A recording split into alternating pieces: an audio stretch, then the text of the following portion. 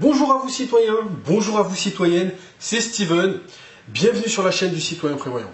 Aujourd'hui, pour une nouvelle vidéo de la rentrée 2015, nous allons parler de la lactofermentation. En gros, dans cette vidéo, vous allez apprendre à faire des conserves lactofermentées. C'est une méthode de longue conservation qui existe depuis plus de 10 000 ans. L'avantage avec ce type de conserve, c'est que tout simplement, nous n'avons pas besoin d'apport d'énergie pour pouvoir les faire. Donc nous n'avons pas besoin de cuire les aliments, nous n'avons pas besoin de stériliser les pots, ni de pasteuriser l'ensemble. Vous allez me dire, mais comment ça va faire pour pouvoir se conserver? C'est tout simple. Nous allons utiliser un procédé qui va faire que les aliments à l'intérieur du pot vont fermenter. Ça va produire des bactéries lactiques qui vont se développer et qui vont engendrer un processus qui vont acidifier l'intérieur du bocal. Donc, pendant ce processus, ça va être la guerre des étoiles à l'intérieur. Donc, ils vont se battre avec les mauvaises bactéries pour empêcher que ces mauvaises bactéries provoquent de la moisissure pour que le contenu du bocal puisse pourrir. Une fois que les bactéries lactiques auront fait leur travail, nous allons nous retrouver avec des aliments crus, des aliments qui vont garder tous leurs nutriments de base, voire plus. Je vais m'expliquer. Par exemple, lorsque l'on prend un chou, le chou a une certaine teneur en vitamine C. On s'est rendu compte qu'une fois que le chou était passé par un processus de lactofermentation, le taux de vitamine C se multipliait par 3 et dans certains cas par 10. C'est énorme.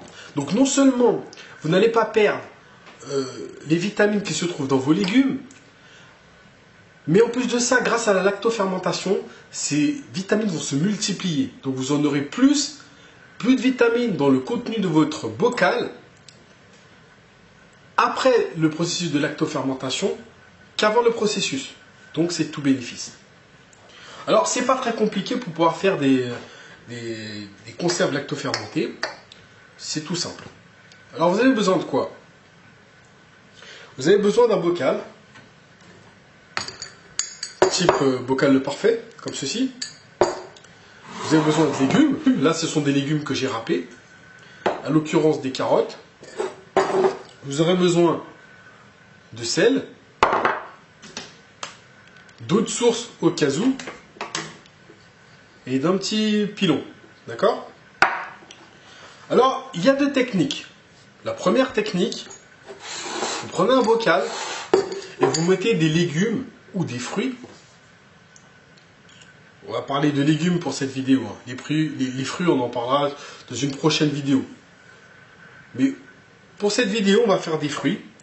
Imaginons que vous prenez des fruits entiers, que vous les mettez à l'intérieur du bocal. Pour que la lactofermentation se fasse, il ne faut pas d'air dans le bocal. Le problème, c'est que comme nous avons des espaces entre les fruits, il faudra combler ces espaces. Donc vous devrez faire une solution saline, une saumure. Donc je vous donne un peu les proportions. Pour 1 litre d'eau de source, vous allez mettre 30 g de sel. Et vous n'allez pas prendre n'importe quel sel, vous allez prendre du sel gris.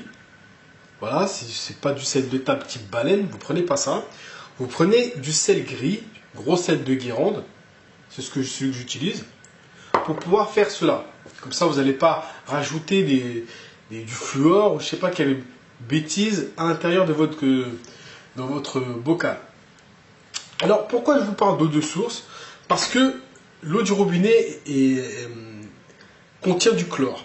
Or, le chlore risque d'empêcher les bonnes bactéries lactiques de se développer. Donc, ça risque de mettre à l'eau votre processus, ce qui fait qu'après, la conserve, tout simplement, elle ne sera pas bonne, il faudra la jeter.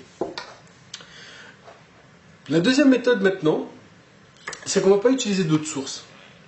On va se servir de l'eau présente dans les légumes. Alors, comment on fait pour que les légumes puissent rendre leur eau? Ça va être simple. Moi, j'ai râpé les légumes, là. Là, c'est des carottes. J'ai même rajouté de l'ail râpé pour donner un peu plus de goût. Je vais rajouter 10 grammes de gros sel, le sel gris, dans les légumes. C'est toujours le dosage. 1 kg de légumes râpés, comme vous voulez, ou découpés en fines lamelles, mais 10 grammes de sel. Vous pouvez également rajouter des épices pour que le résultat final puisse être meilleur.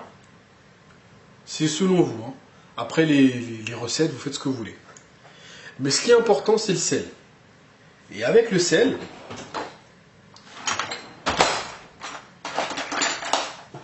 on va mélanger les légumes. L'objectif, c'est que le sel, vous le savez tous, attire l'eau. Donc ce qui va se passer au bout de quelques minutes, l'eau qui est contenue ici par exemple dans la carotte va être aspirée vers l'extérieur. Et du coup, le légume va rendre son eau et ça va nous permettre d'avoir un légume qui va macérer dans son propre jus si vous voulez. Donc on remue et on va attendre quelques minutes. On mélange bien, le temps que le sel puisse faire son boulot.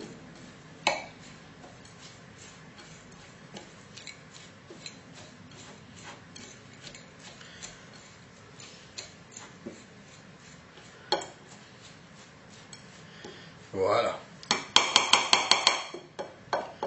On va attendre 10 minutes. Pendant ce temps-là, on va essayer de donner du goût à nos légumes. Pour cela, on va rajouter des aromates. Vous pouvez utiliser tout ce que vous voulez comme aromate, selon vos goûts et vos préférences. Donc moi, pour le coup, je vais rajouter des baies de type poivre noir, poivre blanc, la baie rose, comme vous voulez. Des baies de genièvre, c'est à vous de voir. Donc, je rajoute un petit peu, pas trop. C'est juste pour que ça puisse parfumer les légumes. On peut rajouter, si on le veut, une feuille de laurier. Ça sent bon ça.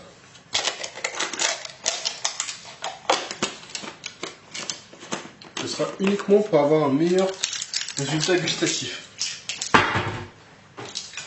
Donc on va attendre 10 minutes, le temps que le sel attire l'eau vers l'extérieur pour qu'on puisse avoir un légume qui baigne un peu plus dans son eau. Je vous dis à tout à l'heure. Donc nous revoilà 10 minutes plus tard. Le sel a fait son travail et a attiré l'eau vers l'extérieur. Donc je vous montre un peu ce que ça donne. Vous voyez? Donc le légume a rendu son propre jus. Donc du coup on a besoin de ce jus de légumes, pour pouvoir faire notre préparation. Donc j'ai mis ma petite feuille de laurier dans le fond du bocal. C'est pas obligé, hein. C'est moi qui fais comme ça, mais selon si vous n'aimez pas le laurier, vous ne le mettez pas. Donc, on va remplir le bocal avec nos carottes. Donc on n'a pas oublié, on assaisonne pour que ça puisse avoir un peu plus de goût.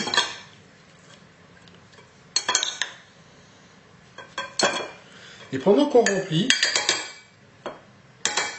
qu'est-ce qu'on va faire? On va utiliser le pilon pour pouvoir tasser.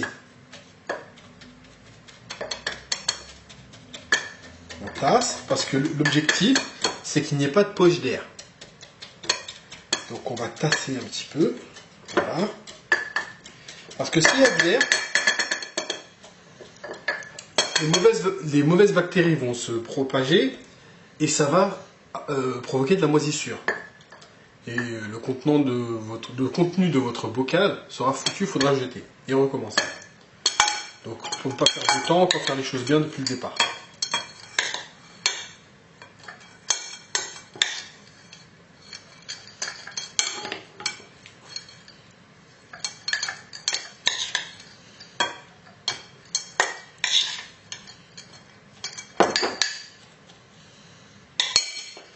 On continue, on tasse.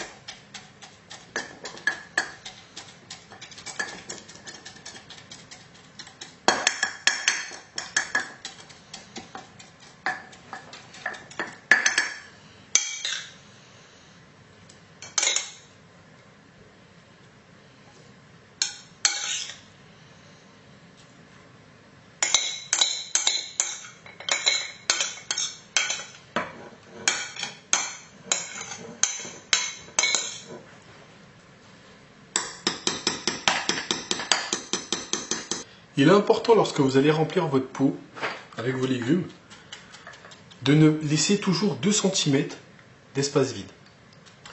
Pourquoi? Il ne faut pas trop remplir le bocal parce qu'avec la fermentation, les légumes vont gonfler. Et en plus de ça, le processus va faire que ça va être en effervescence à l'intérieur. D'accord? Ça va faire des bulles, ça va expirer l'air qui se trouve dans le bocal parce que les bactéries vont dégager du gaz qui va s'expirer, qui va partir en fait via le joint parce qu'on va fermer ce bocal après. Et comme ça va monter en effervescence, il faut qu'il y ait un petit peu de place parce que le contenu va prendre un peu plus de volume et ça risque de déborder. Et si ça déborde, ça risque de tout simplement tacher la table ou le placard dans lequel vous avez mis votre bocal. C'est pas le but. Donc, laissez toujours 2 cm. Comme ça, vous prévoyez déjà le coup à l'avance. Donc voilà. Une fois que vous avez fait ça, votre bocal est rempli. Donc là, il y a un petit peu plus de 2 cm. Bon, bah, c'est pas grave, on fera avec. Mais essayez quand même de remplir 2 cm, de ne pas en laisser 4 ou 5. Parce qu'il faut qu'il y ait de la place, mais pas trop, parce qu'il ne faut pas qu'il y ait trop d'air non plus. On va fermer tout simplement le bocal. Ce bocal-là, on va le laisser pendant 7 jours à température ambiante, environ 20-23 degrés. Vous le laissez comme ça, le temps que le processus se mette en route. Une fois qu'au bout des 7 jours, le processus est parti, donc vous allez voir à l'intérieur du bocal, ça va commencer à faire des bulles, ça va être la guerre des étoiles à l'intérieur. Clairement, parce que les bonnes bactéries, les bactéries lactiques vont se battre avec les mauvaises bactéries, celles qui vont développer la moisissure et qui vont vouloir détruire l'intérieur de votre bocal, ils vont se battre. Donc, le temps que la bataille se fasse et que les bactéries lactiques gagnent, il va falloir que l'intérieur du bocal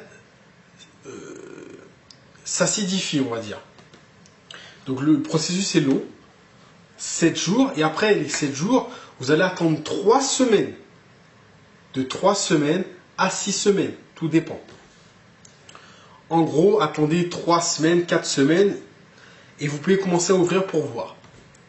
Alors, si vous avez raté votre conserve lactofermentée, c'est simple, vous ouvrez le bocal, vous sentez.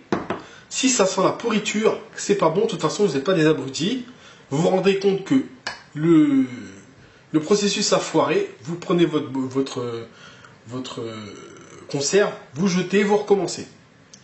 Vous pouvez toujours faire n'importe quel légume, sauf les pommes de terre. Vous pouvez faire ce que vous voulez. Là j'ai du chou rouge, et là j'ai fait un mélange de légumes. Carottes, poireaux, poivrons. Vous pouvez faire ce que vous voulez. Ou alors des légumes seuls, comme là ici, tomates ou chou rouge. C'est à vous de voir. Avec ces légumes lactofermentés, vous pouvez faire des préparations pour vos salades, avoir des crudités toute l'année. Vous pouvez très bien les cuire également. En gros, vous aurez à chaque bouchée une petite bouchée de probiotiques. Donc, c'est comme si vous vous soignez continuellement tous les jours de l'année. En fait, je suis toujours partisan pour mieux vous prévenir que guérir. Donc, avec les produits lactofermentés, c'est comme si vous preniez des petites gélules de probiotiques tous les jours. Donc voilà. J'espère que cette petite méthode de conservation vous a plu. Si c'est le cas, je vous invite à liker ma vidéo, de la partager sur vos réseaux sociaux. Et je vous dis à très bientôt pour une nouvelle vidéo. Que Dieu vous bénisse.